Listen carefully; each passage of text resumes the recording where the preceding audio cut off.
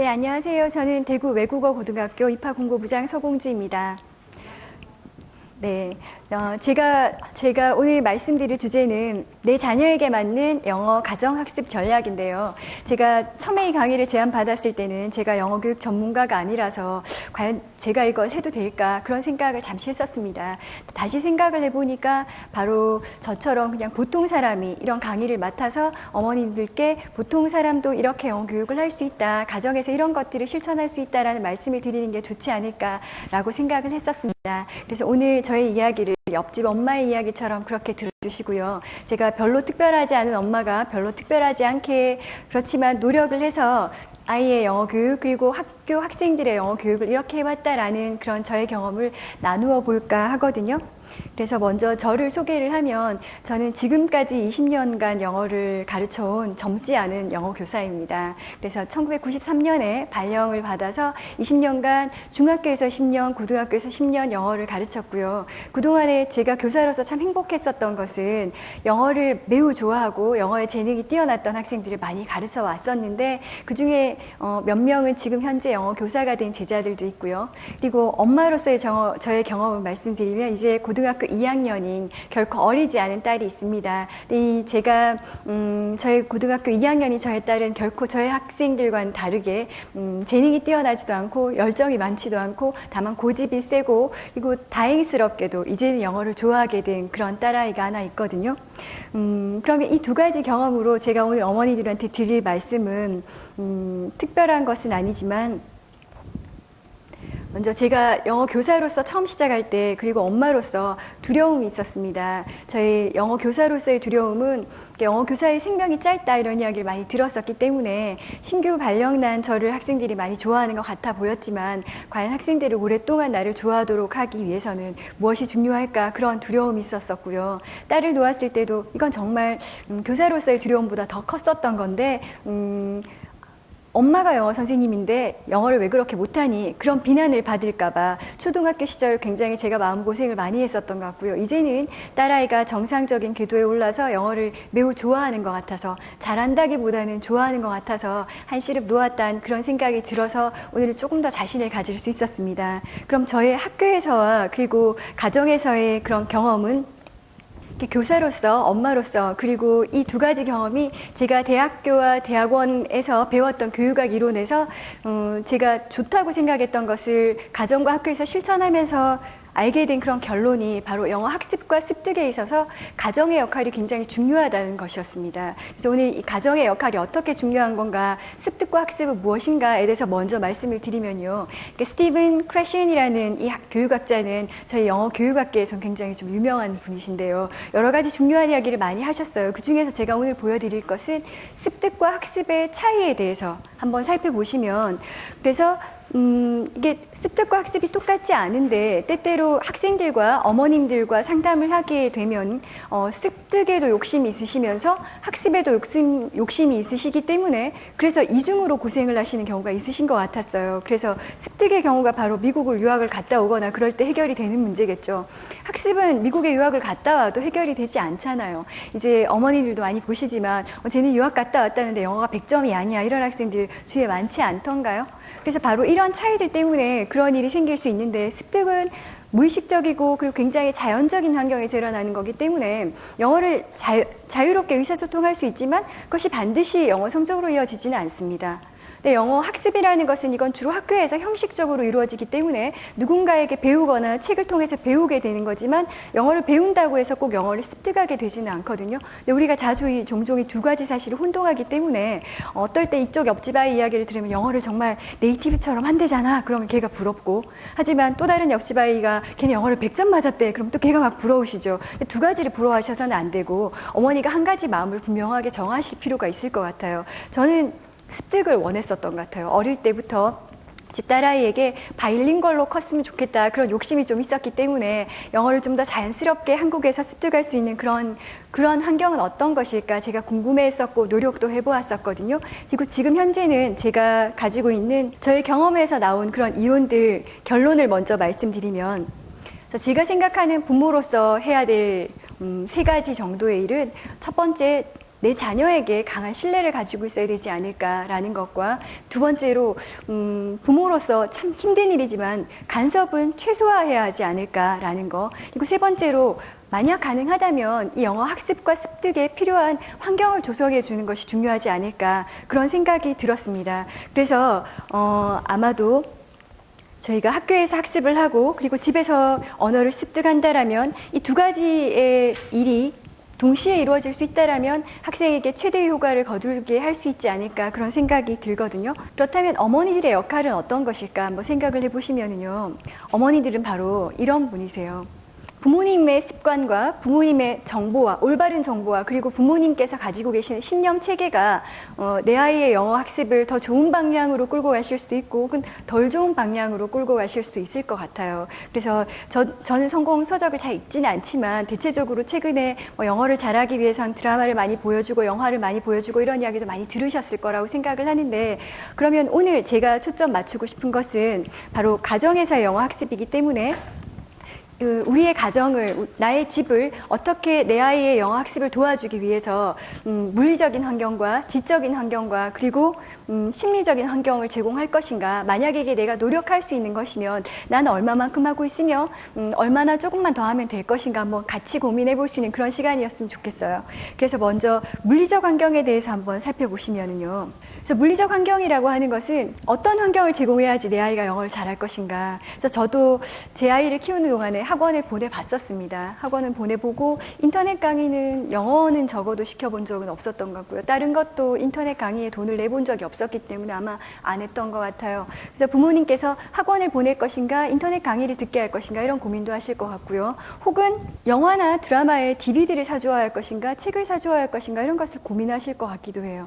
저의 잠정적인 결론은 어떤 것 하나도 정답이라고 생각되지는 않는데요. 내 아이 성향에 맞는 것, 그래서 내 아이 성향에 맞는 것을 찾을 수 있는 것이 굉장히 중요하지 않을까 그런 생각이 들었습니다. 그럼 먼저 물리적 환경에 있어서의 누구나 선택하기 쉬운 학원과 과외에 대해서 한번 생각을 해보면요.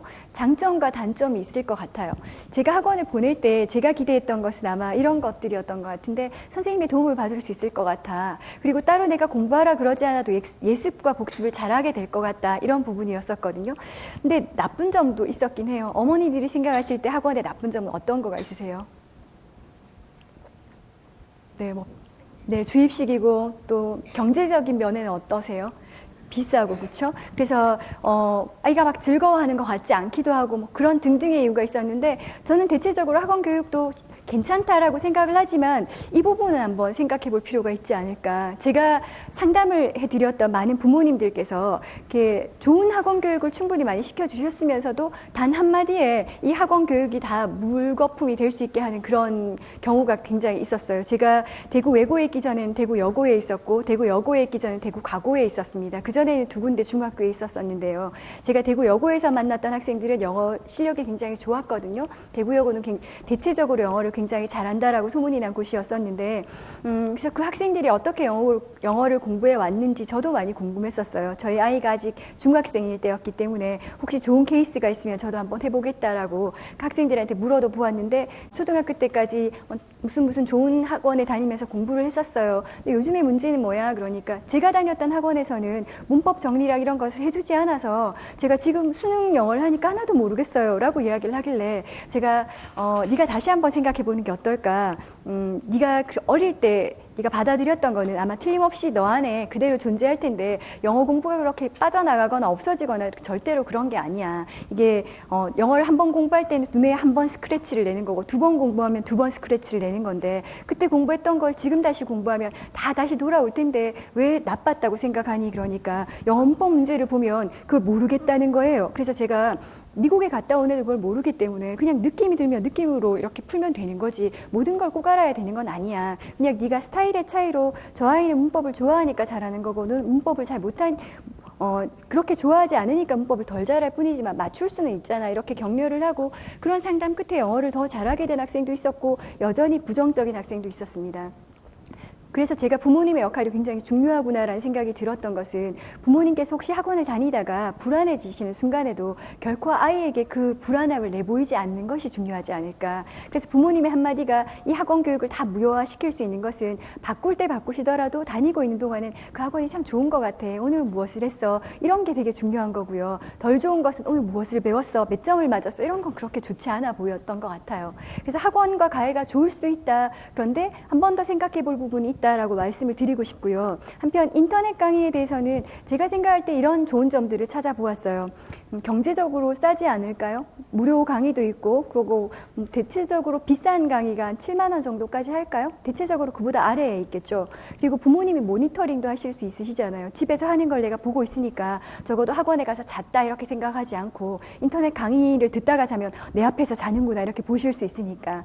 근데 제가 끊임없이 인터넷 강의를 듣는 편이거든요. 저희 교사들은 연수를 1년간 일정 시간을 채워야 하기 때문에 수업하지 않은 시간엔 저희들 거의 원격 연수를 많이 받고 있어요. 근데 저랑 저 옆에 계시는 다른 영어 선생님이랑 원격 연수 이 인터넷 강의의 한계는 40%인 것 같지 않아? 라고 저희가 동의를 했었어요. 그 말은 40%만큼의 진도가 나가고 나면 더 이상 재미가 없어서 좀 힘들어지는 단계가 되거든요. 그래서 인터넷 강의에 대해서 과연 이게 재미는 있는 것일까? 그런 생각을 한번 해보았었습니다. 제가 7년쯤 전에 저도 인터넷 강의를 찍어본 적도 있었거든요. 그래서 문법 강의를 제가 50강 정도를 찍었었는데 찍으면서 굉장히 이걸 들을 미래의 학생들한테 좀 미안하기도 했었어요. 제가 수업 시간이면 어루만져 줄 수도 있을 텐데 수업 시간은 대답도 해줄 수 있을 텐데 인터넷 강의의 어떤 한계가 수업의 내용을 굉장히 단순화시키기 때문에 깊이 들어갈 수 없다라는 점이 있어서 혹시 어머님들께서 자녀가 인터넷 강의를 듣다가 잠이 들면은 빨리 들어가 이렇게 하실 것이 아니라 다른 거 좀 더 재밌는 거 하고 좀 이따가 할까 아니면 며칠 후에 할까 이렇게 수강 기간이 아깝다 하더라도 그래도 다음번에 한 번 더 끊어주더라도 뭔가 약간 여유를 보여주는 그런 태도가 필요하지 않을까 그런 생각이 들었습니다. 그래서 어떤 것을 선택하던가는 중요한 게 아닌 것 같고요. 인터넷 강의도 학원도 혹은 영화 DVD나 드라마 DVD나 혹은 책도 다 좋은 것 같은데 제가 생각할 때는 제일 중요한 것은 부모님께서 내 아이에게 어떤 것이 맞지? 어떤 것을 하고 있을 때 제가 그나마 가장 덜 힘든 표정일까? 혹은 가장 재밌는 표정일까? 라는 걸 한번 고려해 봐 주시고요. 그 성향이 경제적인 이유보다 혹은 다른 사람의 성공했다라는 이야기보다 더 중요한 게 아닐까 그런 생각이 들었습니다. 그래서 제가 저희 학생들을 대상으로 이렇게 물어보면 모든 학생이 다 똑같은 방법을 쓰고 있는 게 아니라서 내 아이의 성향은 부모님이 가장 잘 알 수 있는 게 아닐까 그런 생각이 들어서 말씀을 드리고요. 저도 굉장히 많은 실수랑 실패를 했던 것 같아요. 영어 교육에 쏟아부은 돈도 사실 많았었어요. 그래서 제가 나중에야 저희 아이가 저의 관계가 굉장히 좋아지고 난 후에야 물어봤는데 넌 뭐가 제일 좋아서 뭐가 제일 좋았던 경험이니 이렇게 물어보았을 때 딸아이는 당연히 드라마지 이렇게 이야기를 했었거든요. 제가 그걸 알았다면 미리 그렇게 많은 돈을 투자하지 않았을 텐데 이건 제가 한번 생각해봤던 각각의 것들이 어떻게 돈이 들어갔는가 생각을 해보았더니 사립대학교에서 주최하는 3주짜리 영어 캠프에서 한 200만 원 정도를 썼던 것 같아요. 굉장히 큰 액수였고 저희 부부가 6개월 이렇게 할부를 해서 보내야 했었거든요. 그리고 지역대학에서 하는 여름 캠프는 2주였었는데 잠을 자지 않았어도 여전히 비싼 캠프였었고 그리고 주로 학원에 갈 때는 아무리 싼 학원을 찾아보아도 20만 원보다 더 이상이었었고 그 이하는 아니었던 것 같다는 생각이 들었고요. 그 후에 이 두 가지가 별로 좋은 영향을 주지 않다라고 생각하게 되었을 때 드라마를 좀 더 사게 되었고 그리고 DVD나 책을 사게 될 때 그때 계산을 해보니까 만약에 학원비 대신에 책을 사도 충분히 많이 살 수 있을 것 같아 그런 생각도 들었었습니다. 그래서 저의 딸에게 드라마가 나에게 가장 어울리는 것 같아라는 이야기를 듣고 제가 실제로도 6학년 때쯤인가 영어를 좋아하는 표시가 났을 때 너 영어를 어떻게 잘하게 된 거야? 너의 진짜 선생님이 누구야? 그랬을 때 저희 딸이 풀하우스야 이렇게 이야기를 했었거든요. 그래서 혹시 어머님들께서 미국의 ABC사에서 제작한 풀하우스라는 어린이용 드라마인데요. 굉장히 재밌었거든요. 그 드라마를 혹시 보신 적 있으시면 아마 네. 혹시 안 보셨으면 초등학생에게 굉장히 추천할 만한 그런 드라마이거든요. 그래서 그 이후에 제가 이렇게 많은 돈을 투자해서 정품 DVD만을 쭉 샀습니다. 그래서 제가 정품 DVD 목록을 한번 쭉 정리를 해봤더니 초등학교 4학년이었던 때부터 고등학교 2학년이 지금까지 꾸준히 해마다 일정의 액수의 돈을 쓰고 있는데 DVD 정품이 싸지는 않거든요. 근데 학원도 지금 다니지 않고 책을 별로 좋아하지 않기 때문에 이젠 더 이상 책을 제가 사주지는 않거든요. 그리고 최근에 저의 딸이 고등학생이 되고 난 후에 엄마가 사주는 책은 읽고 싶지 않아 라고 굉장히 선언을 했었어요.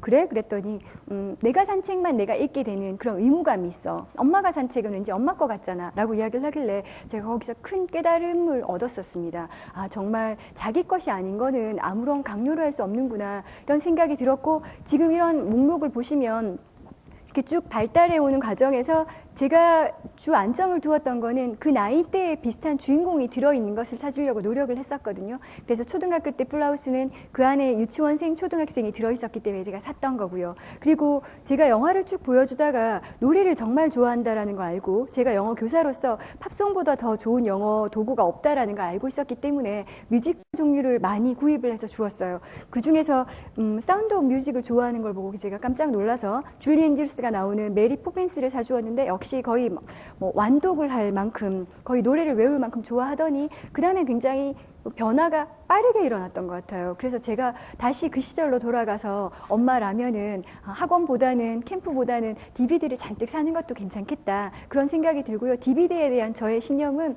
DVD 정품을 사는 것은 다운로드 받는 것보다 훨씬 좋은 점이 굉장히 안전한 환경에서 아이가 영화를 접할 수 있는 것 같았어요. 컴퓨터로 다운로드 받은 것을 컴퓨터에 볼 때에는 인터넷으로 빠져 들어갈 수도 있지만, 마루에 TV에서 비디오를 통해서 DVD나 영화나 드라마를 보게 될 때는 엄마 아빠가 계속 지나다니면서 보기 때문에 매우 안전한 환경이 아닐까. 이 정도의 돈으로 영어 교육을 어떤 습득처럼 할 수 있다라면 괜찮지 않을까, 그런 생각도 들었거든요. 그래서 나중에 중학생 때쯤에 캠프를 갔을 때 선생님과의 경험이 있었던 걸 저한테 이야기를 해주길래, 그래, 영어 캠프가 재밌었어, 영어는 잘하고 돌아왔어, 그러니까 엄마 난 영어를 꽤 자연스럽게 하는 것 같아 이렇게 이야기를 하길래, 오, 대견하다, 다른 애들은 어땠어 하니까 다른 애들은 책 읽는 것처럼 하던 걸 그렇게 이야기를 하길래, 아마도 이렇게 책처럼 배운 것과 영화로 배운 것의 차이가 있지 않을까, 그런 생각을 제가 했었습니다. 그 다음에 한번 고려해 볼 문제는요. 그래서 제가 초등학교 때 저희 딸이 무조건 성공적인 건 아니었거든요. 제가 기억하기로는 저희 딸이 영어의 단어를 쓰게 되었던 것이 초등학교 5학년이었었어요. 제가 학원을 보냈던 거는 초등학교 1학년 때였거든요. 근데 1학년 때부터 4학년 때까지 모든 영어 단어 시험을 최고 점수가 3점이었던 것 같아요. 그래서 제가 학원에 전화를 걸었죠. 제시 치지 말게 하시고요. 집에 그냥 보내주시고요. 그리고 제가 영어 선생님인데요. 나중에 영어 단어를 공부해도 되니까 그냥 혼내지 말고 숙제 2배 내지 말아주세요. 그랬었어요. 근데 제가 이렇게 영어 단어를 보면 첫 번째 첫 글자를 쓰는데 나머지를 다 A, B, C, D, F를 그냥 적절히 섞어서 단어를 써놓길래 얘가 왜 이럴까 고민을 많이 했었는데, 단어를 습득하기 시작하니까 굉장히 빠른 시간 내에, 아마도 5학년 1학기 때쯤에 갑자기 단어가 형성이 되는 걸 보고, 아, 준비가 되면은 공부를 하는 거였구나, 준비가 되기 전에는 내가 얘를 아무 곳으로도 끌고 갈 수 없구나, 그런 생각이 들어서 어머님들께서도 마찬가지로 학원도 괜찮고 인터넷 강의도 괜찮고 책도 괜찮고 영화도 괜찮지만 내 아이 수준보다 높은 것을 사주었을 때는 그 어떤 것도 효과가 생기지 않을 겁니다. 그래서 제가 좋아하는 교육학자인 바이가스키라는, 비고스키라고 불리는 분께서 이 두 가지 개념인데요. 존 오브 프록시멀 디벨롭먼트하고 스캐폴딩이라는 개념은 저희 영어 교육학에서 굉장히 중요한 요소이거든요. 그래서 근접 발달의 어떤 이론이라고 이야기를 해요. 그래서 근접 발달이라는 첫 번째 개념에서는 주위 또래의 아이들과 이야기를 나누는 동안에 또래나 혹은 부모를 통해서 언어를 습득하게 된다는 이론과, 저는 두 번째 걸 개인적으로 더 좋아하는데, 스캐폴딩이라는 개념은 공사장에서 1층을 짓기 위해서 이렇게 골격 구조를 만들고, 그리고 1층을 다 만들고 나야지 2층의 골격 구조를 얹거든요. 그래서 저희 영어 교사가 해야 되는 역할은 바로 이 스캐폴딩이라고 이분이 말씀을 하셨어요. 학생들을 너무 먼 곳으로 끌고 가기보다는 이 학생의 수준을 진단을 해서 이 학생보다 약간 더 어려운 것을 스캐폴딩해 주는 것이 교사가 해야 될 일이다라는 말을 들었을 때 과연 그렇다라고 생각을 했었기 때문에, 혹시 어머님들께서 옆집 아이 이야기를 들을 때 걔는 잘한다는데 걔가 했다는 거 너도 사줄게 라고 했을 때 잘 안 될 수도 있다라는 거. 그래서 무엇보다 중요한 것이, 내 아이라면 내가 내 아이를 관찰하고 난 다음에 이 아이가 영화를 좋아할지 책을 좋아할지를 한번 고민해 보셔야 되는 게 아닌가, 그런 생각이 들었었고요.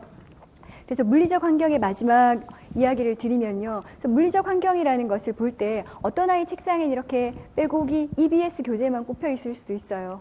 또 어떤 아이 책상에는 책만 있을 수도 있어요. 그건 뭐 어머님과 학생에게 가장 맞는 어떤 그런 환경을 조성해야 하겠지만, 그래서 물리적 환경을 조성해 주는 것이 바로 부모님이 해줄 수 있는 일 중에 하나인데, 저는 나름 극성 부모였던 것 같아요. 그래서 남편이 TV 보고 싶어 하는데 TV 보는 그 권리를 남편에게서 빼앗아서, 당신은 방에서 컴퓨터로 봐도 되지 않느냐, 근데 나의 딸이 마루에서 영화를 봤으면 좋겠다. 그래서 그 부분을 이렇게 서로 협약을 맺었어요. 그래서 물론 남편도 보통의 아빠들과 똑같이 자기가 축구 볼 때는 볼륨을 막 높이고 딸이 영화를 볼 때는 볼륨 좀 내려, 이런 이야기를 하거든요. 그렇지만 이제 올해 그 물리적 환경을 만들기 위해서 노력을 했기 때문에 이제는 아마 아빠도 좀 감명이 된 것 같아요. 딸이 영화를 볼 때 아빠가 같이 운동하면서 그 옆에서 영화를 봐주는 모습을 볼 때, 괜찮구나, 남편도 마침내 이해해 주었구나, 이런 생각이 들었었거든요. 그래서 물리적 환경을 구성해야 된다는 점을 말씀드렸고요. 두 번째로 지적인 환경에 대해서 한번 생각해 볼게요. 그래서 이 두 가지 관계, 어머님들 생각에 영어를 좋아하면 영어 성적이 잘 나오게 되기가 쉬울까요? 네, 그럴 것 같아요. 영어를 좋아한다면. 그럼 영어 성적이 우수한 학생들은 영어를 좋아할까요? 네, 그건 아닐 수도 있죠. 네, 저도 학생들한테 물어보면 영어를 아주 잘하고 영어를 좋아하는 학생들도 있지만, 영어를 아주 잘하지만 정말 지긋지긋해요 라고 말하는 학생들은 대학교 1학년 때 가서는 더 이상 영어책을 펼치지 않아요. 그래서 아주 길게 우리 인생을 살펴보면 영어를 매우 좋아했던 아이는 중학교 때, 고등학교 때 영어 성적이 잘 나오지 않았을 수도 있지만 미래에 영어를 굉장히 잘하는 사람으로 변해 있을 수도 있어요. 영어 교사가 되어 있을 수도 있어요. 근데 영어 성적이 굉장히 흡수했던 학생들은 영어과를 가지 않는다면 영어에 손을 놓을 수도 있는 거거든요. 그래서 제가 같이 한번 생각해 봤으면 좋겠다라고 생각하는 건 가드너라는 교육학자의 다중지능 이론인데, 다중지능이라고 아마 들어보셨을 것 같아요. 제가 영어로 된 그림을 찾아왔는데 이건 제가 수업 시간에 많이 느꼈던 부분이었던 것 같아요. 이렇게 보시는 것처럼 어떤 아이는 월드 스마트이고 어떤 아이는 로직 스마트이고, 로직이라는 건 논리니까 논리적인 것을 좋아하고, 어떤 아이는 그림을 좋아하고 어떤 아이는 몸을 움직이는 것을 좋아하거든요. 그래서 제가 수업 시간에 관찰했던 거는, 저는 이제 의사소통 영어 교육 방법을 좋아하기 때문에 영화도 보여주고 팝송도 같이 배워보고 게임도 하고 그렇게 해봤었어요. 근데 학생들이 다 달라서 영화를 볼 때마다 이런 표정이 되는 학생이 있는가 하면 팝송을 들을 때만 신나는 학생이 있는 거예요. 두 개가 다를 수 있다는 것도 느꼈고요. 더욱 신기했던 거는, 제가 수업 시간에 이렇게 수업 자료를 여기다 두고 제가 나누어 주는 대신에 그럼 각 조별로 한 명씩 나와서 이걸 가져가렴 그랬을 때 제일 먼저 나오는 학생들이 있어요. 그 학생들은 수업 시간에 몸을 움직이면 그럼 영어 공부가 하기 좋아지는 거예요. 근데 그 몸을 움직이는 학생이 영어 1등하는 학생하고 일치하지는 않거든요. 대체적으로 영어를 1등하는 학생들은 좀 더 차분하고 잘 안 나오려는 그런 경향이 있는데, 근데 이 몸을 움직이는 걸 좋아하는 학생들이 움직였을 때 그 다음에 그 활동이 굉장히 소중해지는 거예요. 그러면 막 뭔가를 쓰고 싶기도 하고 붙이고 싶기도 하고 그렇게 변하거든요. 그래서 혹시 어머님들께서도 내 아이가 몸 움직이는 것을 좋아하는데 아니야 방에만 있어 이렇게 이야기를 하거나, 영화 보기 싫은데 영화를 보여주시거나, 책을 정말 안 좋아하는데 책을 사주시는 것은 그 아이의 성향을 잘 파악하지 못한 것이 아닐까, 그런 생각으로 제가 실제로 수업에서 관찰했을 때 바로 학생들은 많은 차이를 보였다라는 그런 말씀을 드리고요. 두 번째로는 아까 말씀드렸던 ready, 준비성에 관한 것인데, 이건 제가 매우 감동받은 부분이었기 때문에 더 강조해서 말씀드리면, Children learn something when they are ready to learn 이라고 해서, 아이들은 자기가 준비되었을 때 어떤 것을 배우거든요. 그래서 준비가 되어 있지 않을 때는 아무것도 배우지 않는다는 뜻인데, 제가 영어 교육학에서 그 말을 들었을 때 약간 충격적이었습니다. 영어 교사로서의 제 역할이 뭔지에 대해서 다시 한번 생각해야 하는 것은, 교사가 가르치는 것과 학생들이 배우는 것 사이에 시간적인 차이가 있을 수 있다라는 이야기를 제가 들었었거든요. 그래서 교사들은 막 내가 이걸 가르치고 이 수업 끝났을 때 학생들이 이것을 다 배웠기를 원하지만, 근데 많은 학생들은 그것을 한 달 후에 배울 수도 있고 3달 후에 습득할 수도 있고, 혹은 10년 후에 그때 내가 수업 시간에 그걸 했었지라고 생각할 수도 있기 때문에, 그래서 실제로 이렇게 졸업한 학생들이 왔을 때 너희 그때 영어 수업 시간에 뭐가 기억나? 그럼 대부분의 아이들이 네 선생님이 부정사 가르쳤을 때 정말 감동받았어요. 그런 대답할까요? 절대 대답하지 않아요. 뭐가 기억나? 그럼 그 선생님 시간에 팝송을 들었는데 정말 좋았어요. 이런 이야기를 해요. 그 선생님이 1년 내내 영화를 보여주셨지 않았는데 마지막에 저희가 무슨 영화를 봤는데 그 영화가 기억나요. 그래서 제가 그런 말을 들었을 때 처음에는 상처가 되었었고, 그럼 나의 역할은 뭔 거야? 이런 생각이 들었기 때문에 시간이 지나면서 다양한 인풋을 아이들에게 주어야 하겠다. 만화도 보고 영화도 보고 팝송도 보고 한 명도 소외되지 않도록 수업 시간에 전체가 다 움직여 보기도 하고 혹은 수업 시간에 모두 다 말을 안 해보기도 하고 그런 다양한 접근법을 써야겠다라는 생각이 들었었고요. 그래서 여기서 저의 개인적인 경험을 하나 말씀을 드리면 저는 참고로 영어가 저의 전공이기 때문에 1어는 저의 전공이 아니거든요. 혹시 어머니들 한번 읽어보실 수 있으시겠어요? 네, 역시 어머니들의 교양을.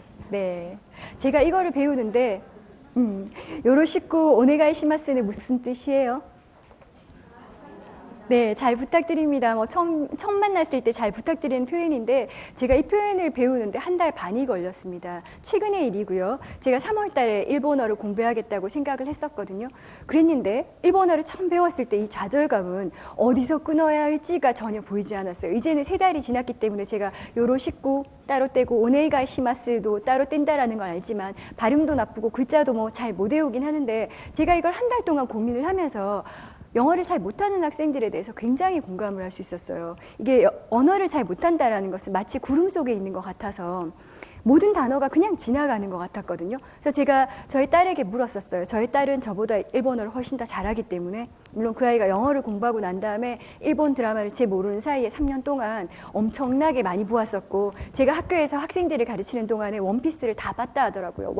완독을 했다라고 하더라고요. 그래서 일본어를 굉장히 잘하게 되었길래 제가 의견을 구했었어요. 그래서 저희 관계가 좀 많이 달라져서 이 자녀의 위치가 높아지는 것도 굉장히 그 아이의 자긍심에 중요한 부분이었거든요. 그래서 너의 고견을 구해. 어떻게 일본어를 공부할까? 그랬더니 일본 드라마를 봐. 그랬는데 일본 드라마를 봐도 막 다 지나가길래 굉장히 좌절을 하면서 근데 한 달 반이 지났을 때 제가 인강도 들어봤고 영화도 봤고 드라마도 봤고 여러 가지 방법을 썼거든요. 근데 그때 제가 느꼈던 건 와, 인강은 재미없다. 와, 드라마는 재미있다. 이런 생각을 했었어요. 그래서 근데 드라마랑 영화를 보고 나니까 다시 인강으로 돌아가고 싶었어요. 글자가 뭔지 알고 싶어서.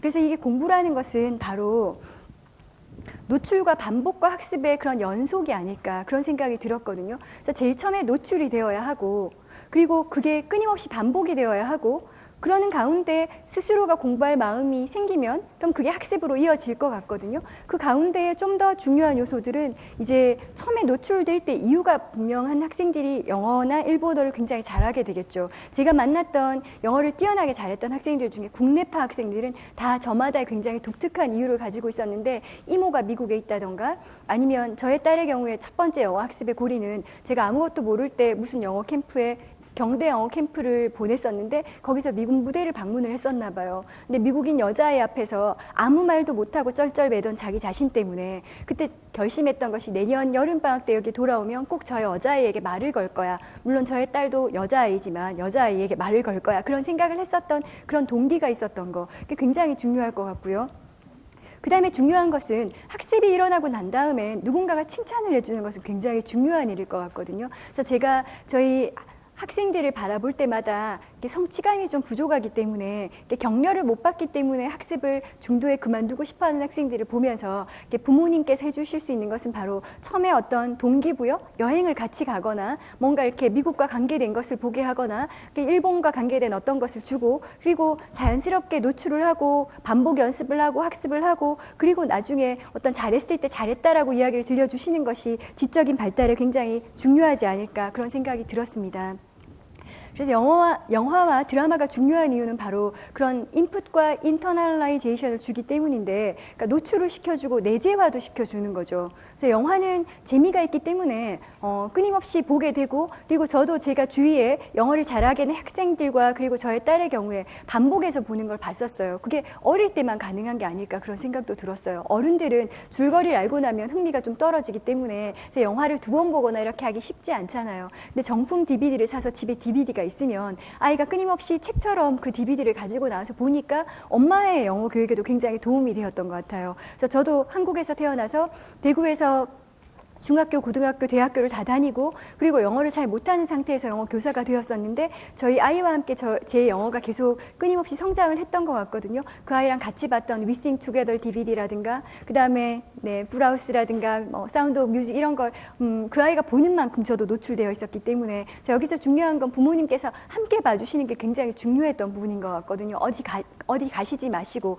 함께 보면서 질문하지 마시고 너 이해했니? 이렇게 물어보지 마시고 번역해 주시지 마시고 제가 남편과 저랑 아이와 함께 볼 때 남편에게 이야기했던 게 지금은 이제 아이가 남편에게 번역을 해주지만 어릴 때는 너 알아들었어? 이런 말을 굉장히 많이 했었어요. 그래서 제가 교육학 이론에 따르면 아이들은 이해를 못해도 다 참을 수 있대. 이게 모호한 것에 대한 애매한 것에 대한 참을성이 아이들은 훨씬 더 많기 때문에 그냥 놔두면 돼. 그랬는데 제가 그냥 놔두고 봤더니 이제 10년 후에 굉장히 웃기는 이야기를 많이 들었었어요. 엄마 나 사실 저거 하나도 이해 못했었어. 나는 이게 이건 줄 알았어. 자기가 오해했던 것을 이제 10년이 지난 후에 풀어서 이야기를 해주는데 그러면서 서서히 굉장히 습득의 과정을 거쳤구나라는 생각이 제가 들었었습니다. 그래서 한국에 있으면서도 제가 딸이 습득의 과정을 거치는 걸 봤었거든요. 제가 영어 교사로서 굉장히 두려웠다라고 말씀을 드렸는데 저희 딸의 발달 과정을 이랬었어요. 그래서 저는 처음에 초등학교 때 이 아이가 잘 듣게 되고 말했을 때 사실 만족했었어요. 더 말하지 말아야겠다. 혹시 중학교에 가서 100점을 맞지 못하더라도 그냥 만족해야겠다라고 생각을 했는데 그냥 가끔 학교에서 잘하는 아이들의 이야기를 들려주어도 고집센 딸이 전혀 듣지 않았어요. 그래서 이렇게 있을 때 그래서 저도 중학교 3년 동안 마음고생을 굉장히 많이 했었거든요. 문제아가 될 뻔한 것 같기도 하고 공부를 못하게 될 뻔한 것 같기도 하고 제가 대구 외고에 있지만 대구 외고에 지원을 했는데 떨어졌기도 하고 그래서 여러 번 그런 힘든 일이 있었긴 한데 그동안에 이제 초등학교 때 리스닝과 스피킹을 할 줄 알게 되길래 그냥 꿈을 다 접고 이거면 됐지라고 생각했는데 어느 날 갑자기 라이팅을 해온 거예요. 중학교 3학년 때 굉장히 늦었지만 엄마 나 에세이 잘 쓰지? 그러고 저한테 주길래 그래서 저 한 번 더 거기에서 매우 감사하면서 정말 만족했었어요. 리스닝도 할 줄 알고 스피킹도 할 줄 알고 라이팅도 할 줄 아는데 리딩을 잘 못해요. 리딩과 단어를 잘 못 외워요. 더 이상 욕심 가지지 말아야겠다라고 생각했는데 최근에 이번 중간고사에 고등학교 2학년 중간고사 때 한 일주일 전에 저에게 책을 들고 와서 엄마 나 문장을 한번 분석해보고 싶은데 좀 도와줄래? 이렇게 묻길래 그래 한번 네가 해봐 그랬더니 굉장히 상세하게 분석을 하는 거였었어요. 근데 따로 문법책을 보거나 그런 건 아니었었는데 제가 되게 오랜 기다림이었긴 했지만 제가 영어 교육학 이론을 듣고 기다리는 것이 중요하고 간섭을 최소화하고 이걸 제가 생활 속에서 실천하려고 했는데 마침내 이런 일이 생겼기 때문에 제가 굉장히 기뻤다라는 그런 느낌이었었어요. 그래서 교사로서보다는 엄마로서 기다리는 것이 훨씬 더 힘들었었거든요. 혹시 안 되면 어떡할까. 근데 늘 이제 제가 기도를 하면서 안 되면 안 되는 대로 그냥 두는 거다. 꼭 내 아이가 영어를 100점 맞아야 하는 건 아니니까 저렇게 영어를 좋아하기만 하면 됐지 않을까 그렇게 생각하고 있었는데 점차적으로 그런 발달이 이루어지는 것을 보고 제가 다시 한번 고민을 해보았더니 그러니까 피아제라는 교육학자도 역시 그런 이야기를 했었거든요. 초등학교의 경험이 굉장히 구체적인 것에서 시작이 되는데 나이가 들면 사춘기와 함께 이제 12세에서 15세까지가 형식적 조작기라고 이야기를 하고 사고가 추상적으로 넘어가게 되는 거예요. 그래서 혹시 지금 초등학교 학령에 그런 자녀가 있으시면 그 아이들에게 어떤 문법을 공부하라거나 단어를 공부하라는 것은 정말 아무런 의미가 없을지도 몰라요. 그래서 지금도 제가 어린아이들을 공부할 때는 걔들은 어른인 저희들과 달리 글자의 도움이 없이도 이렇게 소리를 듣고 습득할 수 있거든요. 근데 저도 제가 지금 일본어랑 프랑스어를 배우면서 힘든 거는 어떤 소리를 들었을 때 글자화되지 않으면 두뇌 속에서 개념이 형성이 되지 않아요. 어머니들도 그러시죠. 그러니까 저희들이 이제 정말 추상적 조작기의 제일 끝에 있기 때문에 저희 글자가 먼저고 그 다음에 소리가 오지만 근데 청소년들이나 초등학생들은 저희랑 전혀 다르게 소리가 먼저 오기 때문에 글자의 도움이 하나도 없이도 그냥 언어를 배울 수 있다는 걸 제가 깨달았고요. 그래서 저희 딸은 일본어를 순수하게 1드랑 1N으로만 배웠었는데 흔한 학습지도 한번 안 했었거든요. 그래서 일본어를 말할 수는 있었는데 쓸 줄 몰랐다가 고등학교 2학년이 되어서 처음으로 히라가나를 배웠는데 첫 번째 일본어 시험을 괜찮게 친 것 같았어요. 그래서 저렇게 할 수 있는 것 같다. 그런 생각에 제가 확신을 좀 더 가질 수 있었어요. 그래서 아마도 저희가 할 수 있는 것은 학교 교육은 저희가 더 이상 간섭할 수 없지만 비형식적 교육기관인 가정에서 내가 할 수 있는 것이 있다라면 내 아이가 무엇을 좋아하는지 어떤 물리적 환경이 구성되어 있는지 이런 것을 한번 살펴봐야 하지 않을까 생각이 들고요. 마지막으로 정서적 환경. 이건 지금 만나러 갑니다라는 일본에서 굉장히 유명한 드라마인데 한글 자막이 뜨니까 한글 자막만 한번 보시면요. 제가 제일 좋아하는 장면이에요.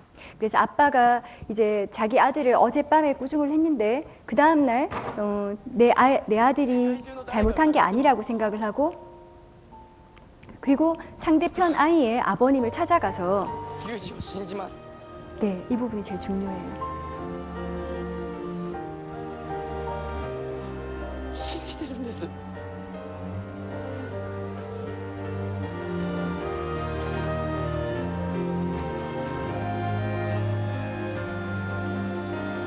상대편 아이 아빠예요.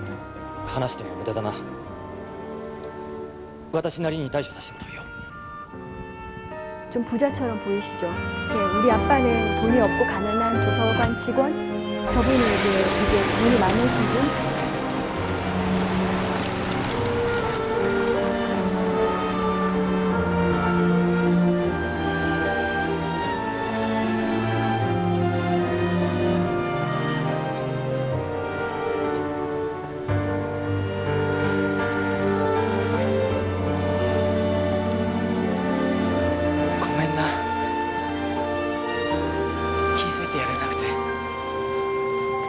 たっくんが信じてくれればいいよ。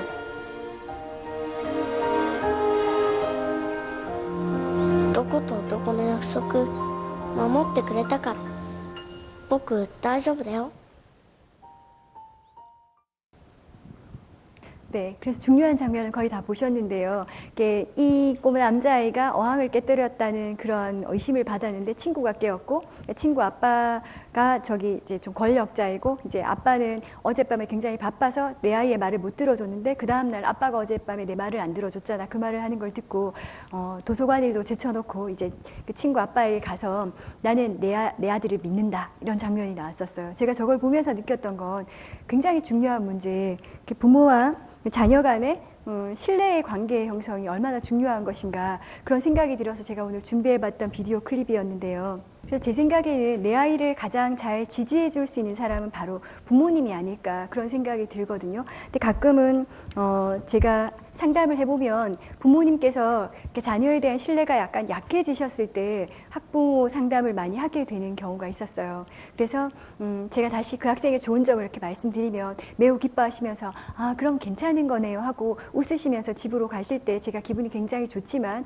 다시 한번 생각해보면 누구보다도 내 아이를 가장 잘 알고 있는 것은 부모님이어야 하는데 지금 현재 저희 사회의 분위기가 교사의 권위도 많이 떨어뜨리고 있는 중이지만 부모님도 굉장히 자신이 없을 수 있도록 만들었던 그런 게 아닐까. 그래서 저희는 끊임없이 뭔가 더 정답이 있는 책을 찾아야 할 것 같고 정답을 추구하고 전문가를 만나고 싶고 그런 충동에 휩싸여서 살지만 사실은 내 아이를 가장 잘 아는 것은 내가 아닐까 그런 생각이 들었습니다. 그래서 부모님께서 자식을 믿어주실 때는 그럼 그 아이는 굉장히 자신감을 얻을 것 같거든요. 그래서 부모님으로서 줄 수 있는 그런 정서적 환경이라는 것에 제일 첫 번째는 부모님께서 내가 내 자신에 대한 신뢰가 회복이 되시면 그러면 분명히 내 아이에 대해서 신뢰를 가지실 수 있을 것 같아요. 그래서 그 자기 아이에 대한 신뢰가 얼마나 중요한가라는 건 제가 최근에 한번 경험을 했었는데 물론 저도 이제 육아를 하는 동안에 끊임없이 많은 실수를 반복했지만 제 아이는 결코 완벽한 아이가 아니거든요. 굉장히 엉뚱하고 고집이 센데 고등학교 2학년이고 야간 자습을 지금 하고 있잖아요. 얼마 되지 않았어요. 2주일 전에 9시에 학교로 아이를 데리러 갔는데 엄마 핸드폰을 빼앗겼어. 그래서 제가 그때 마음속에 많은 생각이 오갔어요. 어떻게 응답을 해야 할 것인가. 그래서 제가 그래? 이렇게 대답을 하고 기분이 나빴겠다. 그렇게 이야기를 했더니 그래 선생님 정말 나빠. 엄마 난 학교를 그만둘 거야. 이렇게 이야기를 하는 거예요. 근데 제가 공교롭게도 그날 점심 때 저희 학교에 다른 선생님과 이제 점심 먹고 산책을 하면서 나는 아이를 키우는 동안에 홈스쿨링도 생각했었다. 정말 아이가 학교에 부적응하면 꼭 학교라는 곳을 다녀야 된다고 생각하지도 않았다. 라고 말했던 참이라서 저는 운전을 하면서 정말 홈스쿨링이 현실? 이런 생각이 들었었거든요. 잠시 이렇게 식은땀이 흘렀지만 그냥 그 아이가 이렇게 분노를 표현하게 네가 되게 기분이 나빴겠다. 선생님들 중에는 꼭 좋은 사람만 있는 것도 아니야. 그 선생님이 전화기를 빼앗다니 나빴어. 이렇게 딸의 편이 막 되어 주었었어요. 그랬더니 이제 한 시간 정도 후에 근데 그 선생님 이유도 있었겠지. 그 선생님이 전화기를 안 뺐을 수는 없지. 그렇게 이야기를 하길래 다시 응답하지 않고 그냥 가만히 있었거든요. 그러고 남편의 근데 아이가 돌아오는 동안에 아빠를 걱정했었어요. 근데 엄마 아빠는 이해 못할 것 같아. 틀림없이 네가 잘못했으니까 그렇지 이렇게 말할 것 같아. 그랬는데 딱 들어가서 아빠에게 말하자마자 아니나 다를까 아빠가 네가 잘못했으니까 그랬지 이렇게 말을 했어요. 그래서 제가 아빠에게 아빠는 그럴 수 없지. 아빠는 선생님을 잘 모르잖아. 아빠는 딸은 잘 알고 자기의 딸이 그렇게 막 나쁜 행동을 할 아이처럼 보여? 아이를 지지해줘야 될 것 같지 않아? 그랬더니 아빠가 그냥 말하지 않고 그냥 자기 방으로 들어갔었어요. 그리고 뭐 새로 이렇게 긴급하게 어떤 통화를 할 수 있는 방안을 마련해 주려고. 근데 일주일이 지났더니 딸이 그 선생님의 이야기를 굉장히 좋게 하는 걸 보고 너 이제 학교 안 그만두고 학교 잘 다녀 그랬더니 그 선생님 굉장히 공평한 사람이야 이렇게 이야기를 하는 거예요. 그래서 제가 내가 교육학 책에서 읽었던 걸 다 실천했던 건 정말 잘한 것 같다. 그 순간에 네가 잘못했으니까 그랬지라는 건 굉장히 우리의 관계를 망가뜨릴 수 있는 거였는데 제가 그때 정말 두뇌 속에서 많은 생각이 오갔었거든요. 마음속으로 한편 그런 말이 나왔지만 그래? 이렇게 대답을 했었는데 그래서 이런 신뢰를 통해서 내가 내 아이의 전문가가 되어가는 건 제가 제 아이의 전문가로서 제 아이가 싫어하는 것이 비난이라는 걸 알게 되었거든요. 물론 대부분의 아이가 싫어하는 것이 다 비난이라는 걸 제가 알고 있기 때문에 그래서 어머님들께 한번 퀴즈를 드려볼게요. 이건 제 딸이 학교에서 했다고 저에게 가지고 온 거였는데 이제 여기에 대한 응답이 여러 가지가 있어요. 한번 보실까요? A. 그런 소리 하면 안 돼. B. 너도 아팠으면 좋겠구나. C. 그걸 말이라고 하니? D. 왜 그런 생각을 하게 되었니? 이 중에 10점짜리 반응, 3점짜리 반응, 0점짜리 반응, 그리고 마이너스 3점짜리 반응이 있으세요. 한번 맞춰볼까요? 어떤 게 10점일까요? 그렇죠. 어느 게 마이너스 3점일까요? 네, 그걸 말이라고 하니? 그럼 어느 게 0점일까요? 왜 그런 생각을 하게 되었니? 그게 0점이라 하고요. 3점이 3점이 왜 그런 생각을 하게 되었니 맞고요. 그 다음에 그런 소리 하면 안 돼가 0점이었던 것 같아요. 맞는가 한번 볼까요? 네, 그렇네요. 그래서 이 테스트를 하고 와서 저랑 딸이 한번 웃으면서 해보고 아빠에게도 해보았거든요. 근데 아빠의 반응이 10점이 뭔지 찾을 수 있지만 난 그렇게 말을 하지 않아. 라고 네 10점이 뭔지 찾을 수 있지만 난 그렇지 않고 보통 아빠는 대체적으로 A에 해당되는 그러니까 A가 충고형인 것 같거든요. 그러니까 B는 최근에 그런 유튜브에 재밌는 동영상이 나왔었죠. 여자에게 적절한 반응은 뭐다? 그래? 진짜? 이것만 해주면 된다는. 자녀에게 반응도 그래? 진짜? 뭐 이렇게 그 아이가 했던 말의 끝부분을 반복하기만 하면 되는 거라서 감기에 걸리면 좋겠어요. 너도 아프면 좋겠니? 이렇게만 해주면 되는 거라 하거든요. 그럼 무조건 10점이세요.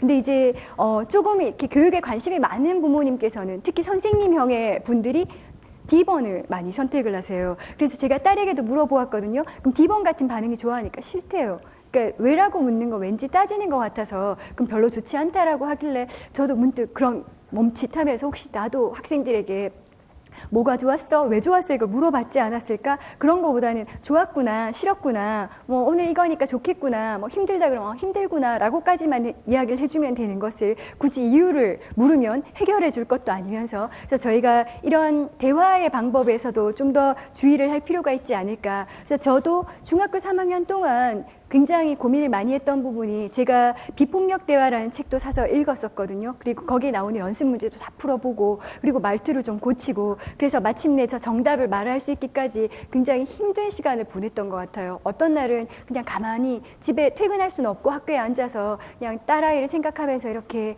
힘들었던 시간들도 있었던 것 같아요. 근데 굉장히 고맙게도 중학교가 끝나고 나서는 이제 저랑 친구가 되었던 것 같고 고등학생이 되어서는 자기의 어떤 감정 상태를 말로 풀어서 이야기를 해줄 수 있기 때문에 지금 제가 훨씬 더 쉬운 상황에 있는데 어머님들도 마찬가지로 중학생 때일 때는 같이 고민하고 같이 이렇게 살펴보면서 내 아이를 알아가야 되는 시간이 아닌가 생각이 들고요. 다시 영어 교육으로 돌아와서 어펙티브 필터라는 부분이 있어요. 이게 정서적 여과기라는 그런 전문 용어인데 좀 더 쉬운 용어로는 심리학적으로는 에고, 그 자아라는 부분. 그래서 그 자아라는 거에서 모든 사람은 어떤 감정을 원할까요? feeling smart 하고 싶겠죠. 근데 제가 최근에 영어를 접어두고 올해의 목표가 프랑스어도 좀 말할 줄 알기, 일본어도 좀 말할 줄 알기이기 때문에 지금 두 개를 공부를 하면서 feeling stupid를 정말 이렇게 실감하고 있는데 일본어로 말하고 싶은데 아무 말도 나오지 않아요. 프랑스어로 말하고 싶은데 단어도 생각이 나지 않아요. 영화를 보면 아무것도 못 알아듣겠어요. 근데 이 feeling stupid라는 감정을 이렇게 어른이 경험할 때는 제가 이미 영어 학습에서 성공했기 때문에 더 이상 저의 자아가 무너지진 않지만, 근데 그 어머님들의 자녀분들인 초등학생이나 중학생의 경우에는 이 상태가 굉장히 오랫동안 지속이 될 거거든요. 그래서 제가 살펴본 바로는 그 누구보다도 그 학생 자신이 가장 그 고군분투하고 사투를 벌이고 있는데, 정말 필링 스마트해지고 싶어서 노력을 하고 있는데 그때 엄마가 어떻게 반응을 해주는가가 굉장히 중요한 문제가 될 것 같아요. 그래서 엄마가 줄 수 있는 것은 격려와 도움인데, 혹시 확인과 체크를 하고 계시다면 그거는 그 학생들에게 더 상처가 되지 않을까, 그런 생각이 들어서 저도 제가 딸을 통해서 연습을 했었던 거는, 그래 많이 놀아 그러고 이제 나가고 돌아와서 공부했니 이렇게 물어보지 않은 건 정말 힘들었어요. 근데 고맙게도 저희 친구들이 저보다 약간씩 아기를 더 먼저 낳아서, 제가 기억나는 이야기는 저의 친구 아들이 중학교 3학년 말에 이제 졸업하기 직전에 겨울방학 때 4일인가 뭐 5일을 계속 잠을 자는 것처럼 보여서 막 화난 어투로 제 친구가 전화 와서 한의원에 가기로 했다는 거예요. 그래서 왜 그랬더니, 걔 건강하던데 왜 가니 그랬더니 너무너무 잠을 많이 자서 허약 체질인 것 같아서 한약을 지러 간다고 그러더라고요. 제가 예감은 했었죠. 중3이 되면 그런 일이 있겠다. 근데 제가 저의 딸을 보았더니 정말 그런 일이 일어났었어요. 중학교 3학년 마지막 겨울방학 때 평균 일어났던 시간이 오후 2시였거든요. 제가 매일매일 저는 체크를 하고 있었죠. 언제 일어나는가. 전화 오는 시간이 12시일 때도 있고 오후 1시일 때도 있고 오후 2시일 때도 있고, 저는 언제나 학교에 있었고, 학교에 오후에 제가 이제 보충 수업 다 마치고 정리하고 있는데 전화가 와서, 엄마 나 이제 일어났어. 밥은 뭐 알아서 먹을게. 그럼 오늘 오후에 뭐 할 거야? 영화 볼 거야. 매일 그런 대화가 지속되었었거든요. 근데 제가 기억하기로 1월 31일 날 제가 기다렸던 건 한 일주일 넘어서 한 10일 정도를 그냥 지켜봤었어요. 안 되나 보다 이렇게 생각을 했는데, 1월 30일쯤에 엄마 나 도서관에 갈래, 그런 이야기를 했었어요. 그래서 내가 이러면 되는 거였구나. 그래서 제가 그때 지켜보고 그 다음에도 그런 패턴이 여전히 반복이 되었지만, 고등학교 1학년 때도 고등학교 2학년 때도 반복이 되는데, 그냥 엄마가 이기는가 딸이 이기는가의 그런 문제인 것 같았어요. 그래서 저는 약간 자신감이 생겼죠. 이제 나는 딸을 이길 수 있을 것만 같아. 그래서 딸이 게으름을 피울 때 그냥 그대로 버려두게 되면, 제가 그 후에 알게 된 거는, 제가 늘 바깥에 있기 때문에 못 살펴봤지만 가끔 어떤 책에는 공부했다는 흔적이 있었거든요. 그래서 마구 놀지는 않았다는 사실에 제가 신념을 가지면서, 나머지 학생들도 마찬가지인데 엄마가 방해를 하면은 그 자기가 공부하겠다라는 순간이 약간 더 딜레이 되는 것이 아닐까, 그런 생각이 들어서 저의 경험을 말씀드렸고요. 그럼 이제 마지막으로 부모는 어떤 역할을 할 수 있을까에 대해서 제가 고민을 해봤었어요. 그래서 친구가 되어주는 부모가 되실 수도 있으실 것 같고요. 혹은 그냥 서포터로 계실 수도 있을 것 같아요. 그래서 제가 오늘 가정에서 실천할 수 있는 그런 영어 학습 방법에 대해서 말씀을 드렸기 때문에, 어머니들께서 혹시 부모가 다 영어 교사라야만 할까? 이런 생각 혹시 하실까 봐. 그래서 영어 교사가 어머니라면 굉장히 좋은 점 많으신 것 같긴 했어요. 제가 지난해 지도했었던 학생이 굉장히 자유롭게 이렇게 한국에서 영어를 습득한 학생이길래 나중에 물어봤었거든요. 그래서 물어본 게 아니고 누군가가 저희 학교 선생님이 말씀해 주셨어요. 걔네 엄마도 영어 선생님이 그러길래, 제가 그 아이의 소개서를 다 읽어봤었기 때문에 저랑 굉장히 비슷하게 이렇게 뭐를 보고 즐겁게 놀고 이렇게 적혀 있길래, 영어 교사가 엄마이면 되게 좋겠다라는 생각이 들었고, 영어 교사가 아니라 하더라도 영어 교육과 교육학 전반에 대해서 알고 계신 분이 어머니실 때는 좀 학생들한테 자유로움을 많이 선사하는 것 같았어요. 그래서 그것도 굉장히 좋은 케이스이지만, 제가 학교에서 만났던 어머니들 중에는 영어랑 아무런 관련이 없으시고, 혹은 뭐 많이 공부를 안 하신 분들이라도 그 자녀가 굉장히 열정과 재능과 그리고 굉장히 좋은 대학에 간 그런 학생들이 많이 있었어요. 그래서 제가 기억나는 고려대 경영학과를 수시로 입학을 했던, 제가 대구여고에서 가르쳤던 학생 회장인 그 아이와 그 아이의 어머님에 대해서 제가 잠시 경험담을 말씀드리면, 그 학생의 자기소개서를 나중에 읽었었는데, 초등학교 때부터 영어를 열심히 공부를 했다라고 하더라고요. 근데 시골 출신이었고, 아이가 많이 원했기 때문에 집을 대구로 이사 오게 되었고, 아이가 많이 원했기 때문에 집이 진천동은 아니고 장기동 쪽이었는데 대구여고를 진학을 했거든요. 근데 제가 몹시 감동했던 건 그 어머니였었던 것 같아요. 어머니가 학교에 정말 자주 오셨는데, 제가 그 아이 이렇게 연극을 지도할 때는 미안했던 부분은, 뭔가 필요한 천이 있었는데 학생들이 사러 갈 시간이 없었어요. 선생님들도 사러 갈 수 없었고요. 학생회장인 그 아이가 그때는 학생회장이 아니고 연극부장이었는데 전화를 걸어서 엄마 우리 천이 필요해 사다 줘 그렇게 이야기를 하니까 어머니가 천을 사서 오셨어요. 저희 연극 대회 갈 때도 어머니가 따라오셨어요. 근데 그 어머니가 한 번도 저희 어떤 학교에 뭔가를 요구한 적은 없으셨어요. 굉장히 아이에게 헌신적이고 그리고 나중에 그 아이의 속에서와 그 아이 어머니와의 대화를 통해서 교육에 관심이 많으시지만 어떤 전문가가 아니시기 때문에 아이에게 모든 걸 다 일임해 놓으셨다 하시더라고요. 하지만 아이의 거의 손발처럼 필요한 곳에 항상 그 아이를 어디로 데려가고 그 아이를 데리고 오고 근데 엄마하고 아이의 관계가 굉장히 건강했었거든요. 그래서 어머니는 어머니의 영역이 있으시고 아이의 영역이 있는데 제가 가장 존경스러웠던 건 아이의 의견을 모두 다 수용해 주시는 그 부분.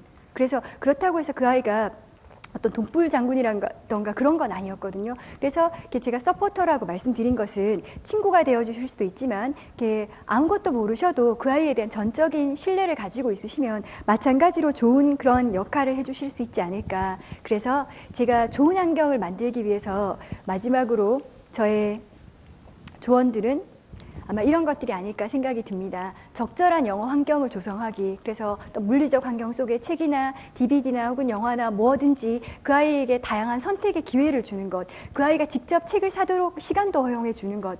그래서 제가 학생들에게도 그런 이야기를 하지만 네가 직접 나가서 책을 한번 열어보는 것은 중요하다. 인터넷으로 책을 명성만 듣고 사는 것은 굉장히 위험하다. 네가 산 책 중에 얼마나 많은 책들이 한 번도 안 펼쳐보고 그냥 그 자리에 있느냐. 내가 직접 보고 산 책은 굉장히 중요하다. 그런 것처럼 환경을 만들어주고 내 아이가 음악을 좋아하는지 운동을 좋아하는지 그런 학습 성향을 파악하고 그리고 무엇보다도 내 아이가 잘할 것이라는 그런 신념을 가지고 계시다면 분명히 내 아이를 잘 알고 신뢰하는 그런 내 아이 전문가가 되지 않을까 그런 생각이 듭니다. 감사합니다.